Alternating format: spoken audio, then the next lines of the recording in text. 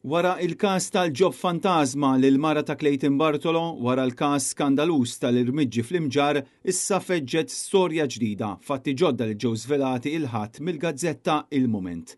Ir-rapport indika kif il-Ministeru għal Għawdex immexxi minn Clint Camilleri għamel diversi xogħlijiet fil-privat lil kostitwenti li involvu rampi tal-konkos, bini ta' ċnut u anke ħitan ta' sejħ. L-istorja ddur mal-proġett infrastrutturali ta' triq illi minn triq l-imġar fin-Nadur twaslek għal triq Sant'Antnin Fajsielem, proġett responsabbli minnu l-Ministeru għal Għawdex li oriġinarjament kien ingħati li kellu jiswa ma' 8 miljun euro. Jirriżulta li xi raġuni d-dati ta' tlestija għal dan il-proġett ma nżammu qatt u l-budget fir-rigward tal-istess proġett tħalla miftuħ.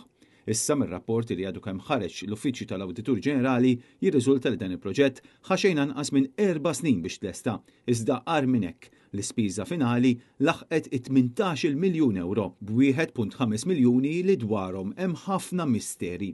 Il-Mument spjega kif il-Ministeru għal Għawdex ħass li kien komdu għalih li mill-fondi allokati għal dan il-proġett ikunu inklużi wkoll xogħlijiet għal kostitwenti, fosthom rampi bini ta' ċnutu anke ħitan ta' sejħ.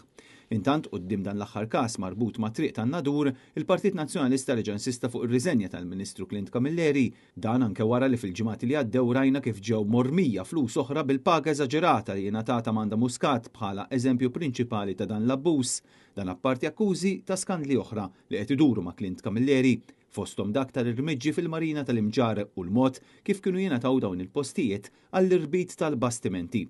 Bil-Partit Nazzjonalista jsostni li Robert Abela qed ikompli jgħin biex dan l-ambjent ta' impunità ikompli għaddej.